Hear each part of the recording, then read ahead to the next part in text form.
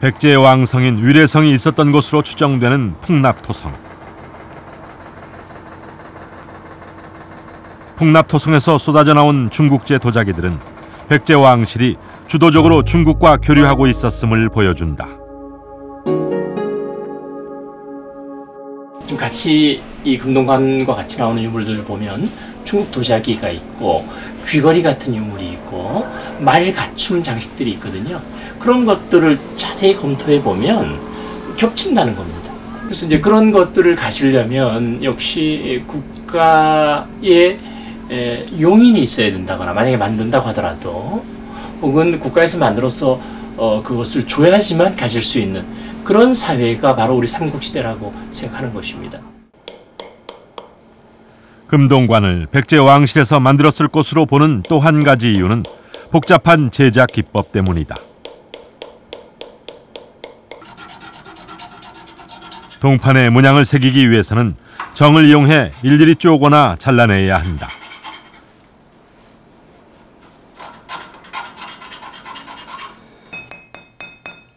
정교하고도 섬세한 솜씨를 필요로 하는 일이다.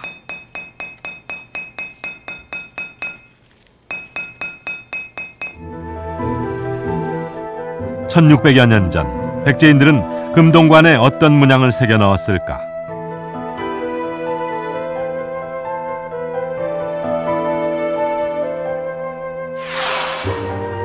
꿈틀대며 하늘로 나는 듯한 용의 모습이다. 몸에 비늘이며 눈까지 섬세하게도 그려 넣었다. 그 문양은 굉장히 섬세한데 그게 뭐 요즘 생각했을 때도 어떻게 저렇게 표현을 할 수 있었을까 이런 생각을 가지고 있습니다. 문양 하나하나가 용 문양이 굉장히 도드라지게 뚜렷할 뿐더러 거기에 새김질을 한 조금 기술 또한 마치 기계로 어떤 그 문양을 파서 레이저 조각을 한 것 같은 느낌이 들 정도로 굉장히 섬세하다는 것을 저희가 느꼈습니다. 새김 장식을 한 동판을 백제인들은 어떻게 도금했을까? 순과 금가루를 섞어 물에 개은 뒤 동판에 고르게 펴 바른다.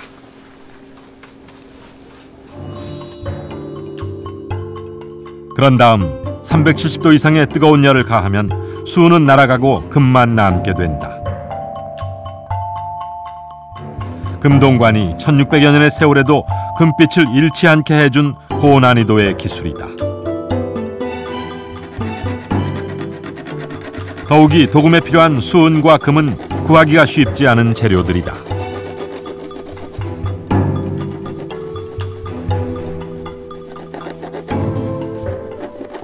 보면 이 제작 기술의 수준이라고 하는 것은 거의 중앙 금공 기술의 수준이라는 것입니다.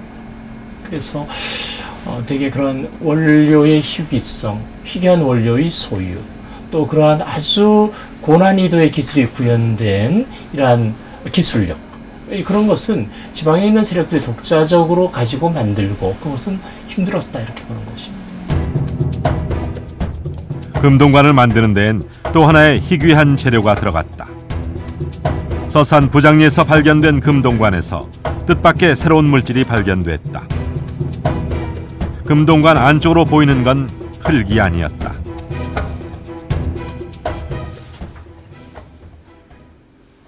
금동관 안쪽에 있던 물질을 분석해 본 결과 백화수피가 발견됐다. 자작나무 껍질인 백화수피는 방부, 방습 효과가 뛰어나 예로부터 공예품에 많이 쓰였다. 백화수피와 함께 직물 조직도 보였다. 금동관 안쪽으로 천을 대고 그 안쪽으로 백화수피를 댄 것이다. 그래서 이 유기물질이 무엇인가 분석을 해보니까 이 유기물질은 목재 조직으로서 실제 그 현생 자작나무 껍질과 동일한 백화수피로 확인되었습니다. 자작나무 껍질은 백제 금동관이 주로 발견되는 한반도 남쪽 땅에서는 구하기 어려운 재료다. 지금 보시는 저 오른쪽 그 사면에 있는 것이 그 흰색 수피, 그러니까 나무 껍질을 가진 것이 자작나무입니다. 국립산림과학원에서는 연구용으로 자작나무를 기르고 있다. 그러나 생장 조건이 맞지 않아 나무는 잘 자라지 못하고 있다. 한 10cm 미만의 어떤 직경 생장을 보이고 있는데 상당히 생장이 안 좋은 편이죠. 근데 자작나무 자체가 이렇게 생장 자체가 우수하거나 그런 종은 아닙니다. 여기 이렇게 식재되어 있는 것은 뭐 적지가 아니라서 그런 원인일 수도 있고요. 추운 지방인 시베리아와 백두산이 자생지인 자작나무를 한반도 남쪽 지방에서 직접 구하기는 어려웠을 것이다. 금동관은 백제 한성 시기인 4세기 말에서 5세기에 백제 왕실이 직접 제작해서 지방에 내려준 것이었다.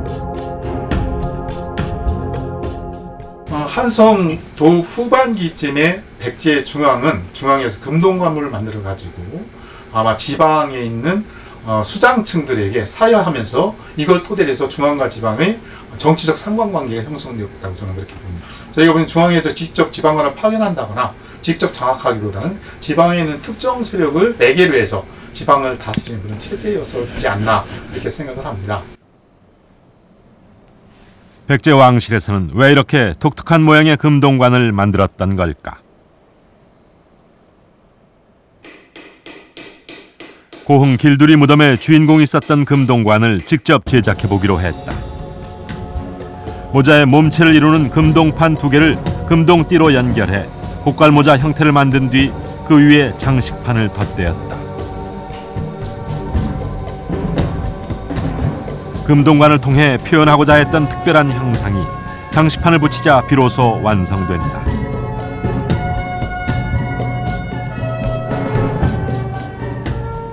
양측판 옆에 이러한 지금 측판의 입식을 또 별도로 세워서 마치 새가 이렇게 날개를 펼친 듯한 그러한 이미지를 지금 담고 있는데, 백제에서만 볼 수 있던 독특한 형태의 금동관은 새의 모습에서 기인한 것이었다.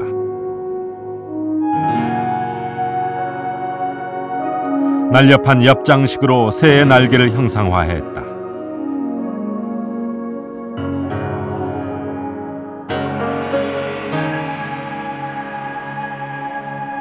새의 모습을 가장 많이 닮은 것이 공주 수촌리 사호분에서 나온 금동관이다.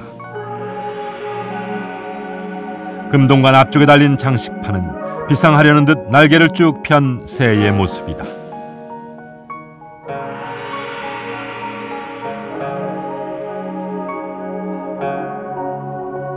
수촌리 1호분 금동관도 원형을 복원해보니 날개를 펼친 새의 모습이 나타난다.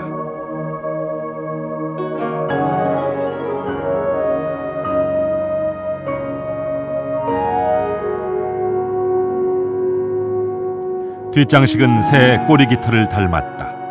금동관 자체가 한 마리의 새와 같다.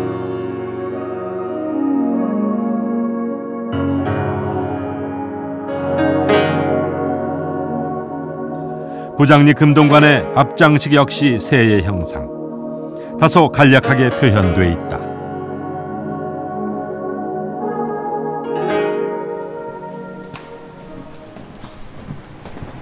백제 왕실에서는 왜 금동관에 새의 모습을 담고자 한 것일까? 백제가 세워지기 전 한반도 서남부에 자리하고 있던 마한 지역 유물 중에 독특한 모양의 토기가 발견되고 있다. 토기가 좀 특이한데요. 이게 아산, 충청남도 아산의 탐정 지역에서 나온 유물입니다. 이것은 새의 형상을 한 토기라고 할 수가 있습니다. 또 마찬가지로 같이 발굴된 유물입니다. 오리형의 톡인데요. 이것은 아마 이 밑에 구멍이 이렇게 뚫려 있습니다. 아마 여기에 나무나 이런 걸 끼워서 그 무덤을 장식했던 것이 아닌가 그렇게 생각이 됩니다. 마치 솥대처럼 나무에 끼워 무덤 장식을 하던 것이다.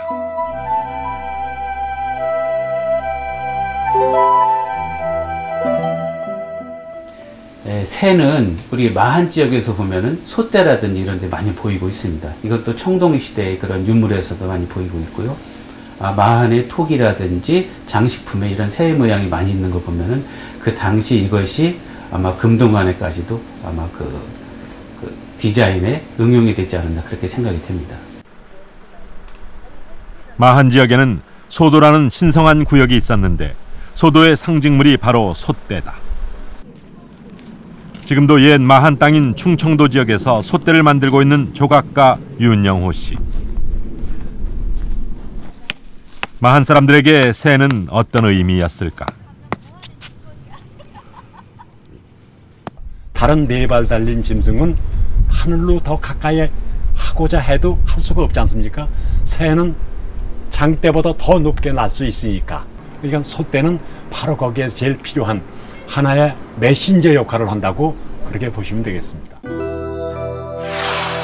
농경문 청동기에 그려진 솥대는 청동기 시대 마한의 새 숭배 사상을 보여준다.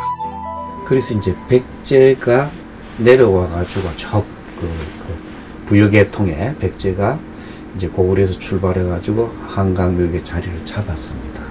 이 한강에 이미 하는 세력들이 마한 세력들이 있는 거죠.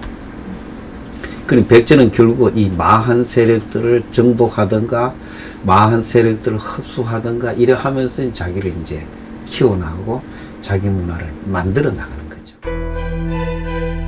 한성 시기 마한 세력을 통합해 나가고자 했던 백제 왕실의 지혜가 금동관에 담겨 있다.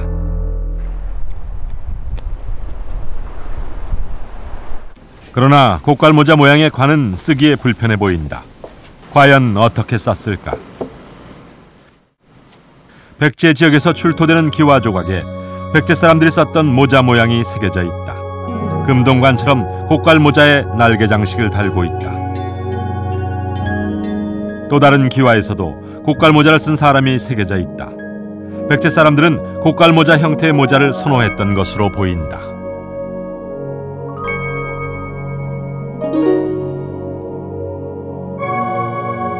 고깔모자를 쓰는 방법은 양지 공도에 그려진 백제 사신의 모습에서 찾아볼 수 있다. 백제 사신은 긴 머리를 상투 틀고 그 위에 모자를 올렸다. 상투가 모자를 고정시키는 역할을 하는 것이다. 이 보존 처리 과정 중에서 이 중앙에 안쪽에서 하고 그리고 바깥쪽에서 보니까 이제 붉은색의 그 실이 이제 발견이 됐습니다. 그래서 아무래도 그러한 실을 이 중앙 부분에 연결을 해서 아래쪽으로 이렇게 턱 밑으로 내려오게끔 해서 이제 금동관을 썼던 것이 아닌가. 이렇게 금동관을 쓰고 지역민들을 다스렸을 지방의 세력가들. 그것은 백제 왕으로부터 권력을 인정받았다는 최고의 상징물이다. 지방 지배 체제가 확립되기 전인 한성 시기, 금동관은 백제 왕실과 지방을 이어준 매개체였다.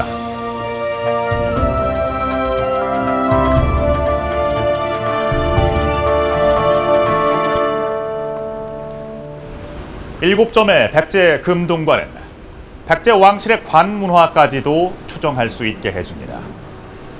백제 왕실은 북방 문화와 토속적인 마한의 문화를 융합해서 독특한 형태의 금속재 관을 만들어 썼고 이를 지방에도 내려보냈습니다. 백제 금동관은 백제의 수준 높은 문화와 예술적 경지를 보여주는 최고의 걸작이었죠. 한데 한 가지 의문점이 여전히 남습니다. 이 금동관이 만들어진 시기를 보면 백제의 수도가 한성이었던 시기인 4세기 말과 5세기에 집중이 되어 있는데요. 자, 과연 왜 백제는 이 시기에 집중적으로 금동관을 만들어서 지방으로 내려보냈던 걸까요?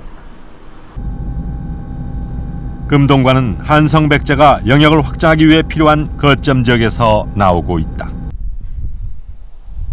두 점의 금동관을 토해낸 공주 수촌리 무덤은 금강 중류에 위치해 있다.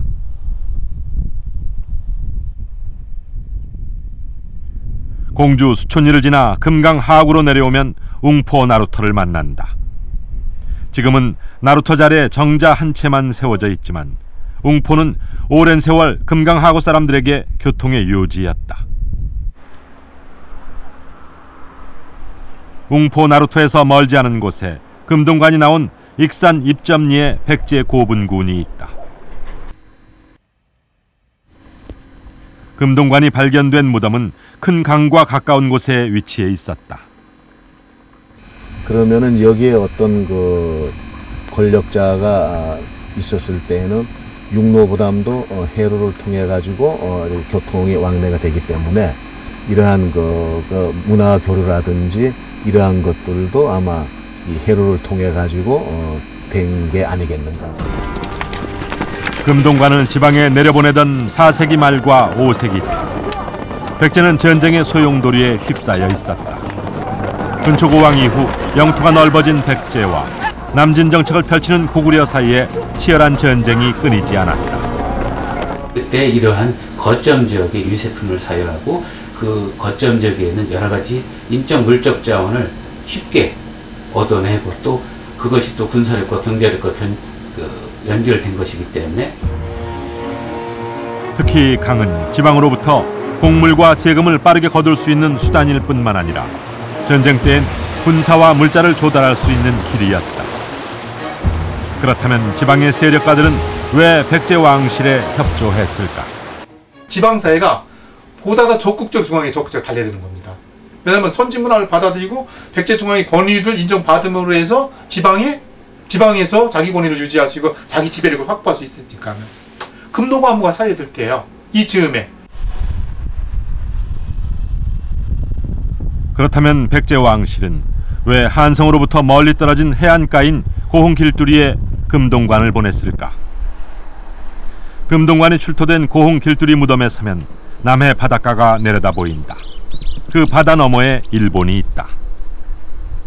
그래서 백제가 가야권이나 신라권과 적대적인 관계에 있을 때 부산 앞바다를 통해서 대마도로 가는 것은 쉽지 않았을 걸로 보는 것이죠. 그래서 백제 입장에서는 그런 바다를 거치지 않고 일본으로 갈 수 있는 아마 항로를 개척하고자 노력했을 것이고, 그런 점에서도 고흥반도는 대단히 중요한 지역이라고 저는 봅니다. 백제 왕실이 지방에 금동관을 보내던 시기, 백제가 고흥을 통해 외와 교류했음을 알 수 있는 흔적이 있다. 일본 큐슈 지역에 위치한 에다 후나야마 고분. 일본의 전형적인 고분 형태인 전방 후원분의 횡구식 석관이 있다.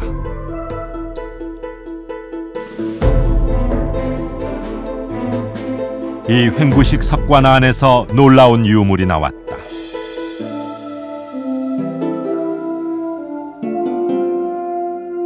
백제것과 똑같이 생긴 금동관이 나온 것이다.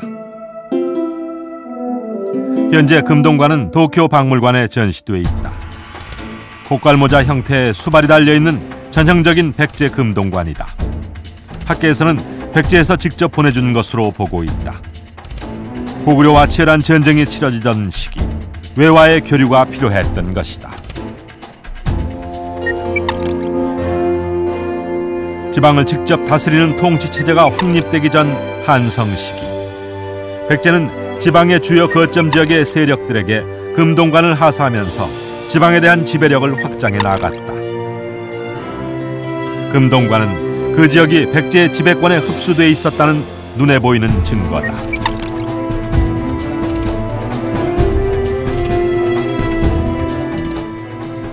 저는 금동관무에 대한 기본 속성이 백제의 지배체제의 산물이라고 보고 있고요. 그리고 백제 지배체제는 한순 후기에 백제가 나중에 혹은 보다 더 멀리 한순 후기쯤에 백제가 정치적으로 영향력하에 집어넣었던 그런 지역을 저는 전라남도 지역뿐만 아니라 일본 지역, 외 지역까지, 가야 지역까지 다 아우러서 백제 영향권에 들어있다고 생각합니다. 나아가서 이 백제의 영향권에 있던 지역은 금동관무가 다 나타나야 된다라고 보고 있고요.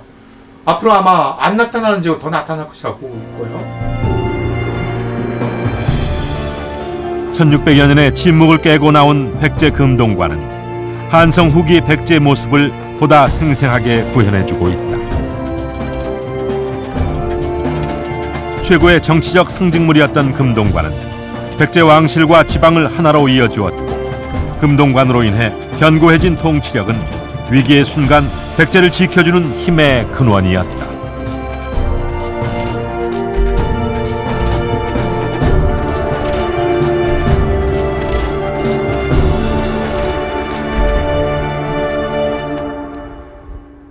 삼국 가운데서도 가장 활발한 해상 교역 활동을 펼치며 문화를 꽃피웠던 백제. 하지만 이 백제의 역사를 보다 자세히 규명해내는 일은 마치 황무지에서 밭을 일구어내는 것과도 같습니다. 수도를 2번이나 옮겨야 했던 패배의 역사 속에서 온전히 남아있는 유적과 유물이 많지 않기 때문이죠. 오늘 함께 보신 백제 금동관은 그동안 베일에 가려져 있었던 백제의 지방 지배 체제를 밝히는 중요한 단서였습니다. 지방 세력의 힘을 결집하고 강과 바다를 통해 해외 교역망을 확보했던 백제인들. 그 중심엔 백제 금동관이 있었고 그 안엔 백제인들의 고뇌와 지혜, 그리고 강국으로 거듭나고자 했던 꿈이 담겨 있었습니다.